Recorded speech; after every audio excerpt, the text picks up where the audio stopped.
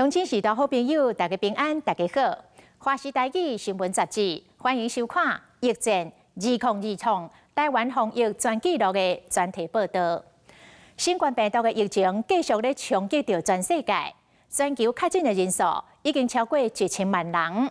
中国、南韩甲日本等等的国家陆续来爆发着第2波的疫情。台湾是伫连续50多天无本土病例状况下，伫6月初7来宣布讨白防疫的措施，启动着防疫新生活运动。咱拢期待这个生活会当豆豆啊恢复正常。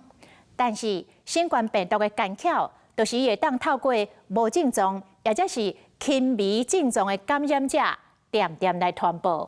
所以大家也是爱真谨慎，袂当来大意。2020年的顶半场，甲病毒的攻防，台湾做着啥？还有有啥物所在会当做了搁较好？这个疫情改变世界，台湾的机会甲挑战，搁伫咧倒位咧？今仔日的节目，咱继续来探讨。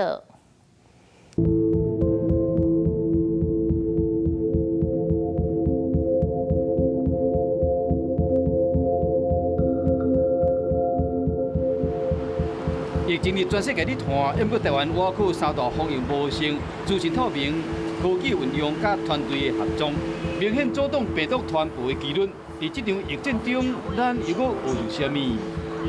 每天定时发布资讯，这个很重要。那一段时间下午2点，大家都会去看确诊多少，就会来从这个确诊数就会调整他们怎么配合政府的防疫工作。比如说所谓的行为模式去调整什么？大家要不要都去戒烟？我也跟陈世忠跟周指导讲说，这一次的战役是我们3个都学医的，又在政府部门服务。我当副院长，陈世忠部长，周志浩是 CDC 的署长。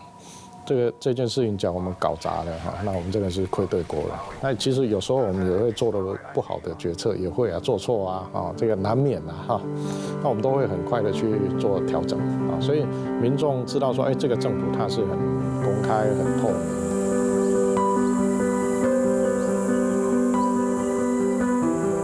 其实，台湾人民嘴含下的笑容，并不是一步登天对抗病毒，上下共心、公益观念深入生活，拢展现国民守法配合甲高度的素养。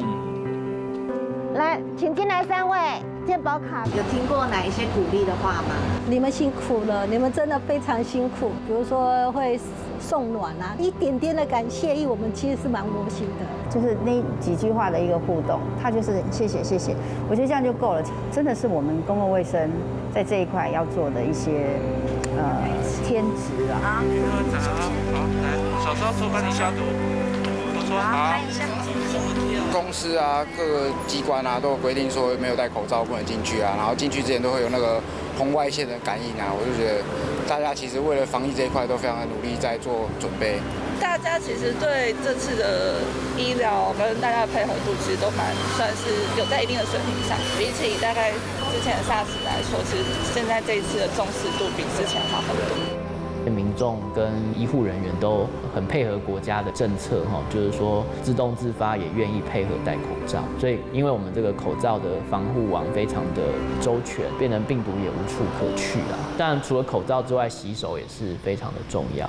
民众的配合居家隔离、居家检疫，其实也是做得很好。虽然有一些民众不见得配合，那可是呢，毕竟是少数。多数的民众真的还是为了其他人的安全，真的也是乖乖的居家隔离，乖乖的居家检疫。那这当然也让我们这个避免可能的病毒会传播到社区里面。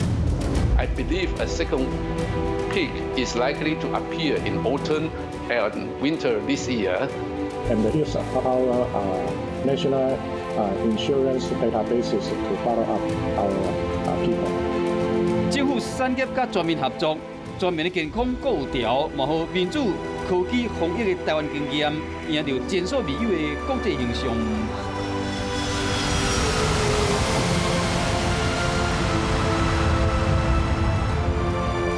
Taiwan can help. Taiwan can help. Taiwan can help, and Taiwan is helping. 除了满足国内需要，台湾更加帮助其他的国家。Taiwan can help and Taiwan is helping 这款的口号，2020年伫世界发行。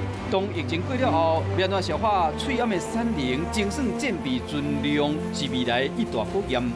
要怎将战略性物资等等相关的产业技术紧留伫台湾，也是政府一定要思考的重要课题。打完抗沙那一战，我们没有好好的把这个能力能量留在国内。但是从这一次的教训，我们要有仔细的来有前瞻的规划，平常一定要给国内的厂商有机会，你照顾他，给他有这个量，然后他来维持他的基本的产能，然后以国内市场来培养厂商有国际市场的竞争力。你要把平时视同是战士。所以防疫物资，我们一定要做好屯兵政策。这段时间，不管是我们的人道的援助，好，包括大家比较知道的口罩，其他所有的医疗物资，咱哪有够用哈？咱嘛不是讲咱坐干那山的时阵，咱较笨了吧？我们也很困难啊，我们口罩我们还是缺啊。但是我们就节省一点，然后可以帮助更多的人。这个是台湾作为一个国际社会的成员，我们可以对人类的健康有贡献的时候，我觉得这是应该要做的。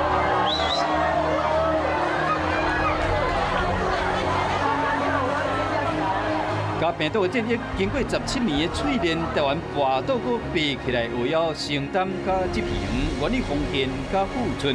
风雨还未消停，不过台湾人民唔惊阻碍，奋勇抗疫，这份历来无简单的平凡日常，大家人拢万分的珍惜，嘛好疫情真严重的各国，伫疫病恐惧中看到向前行的方向。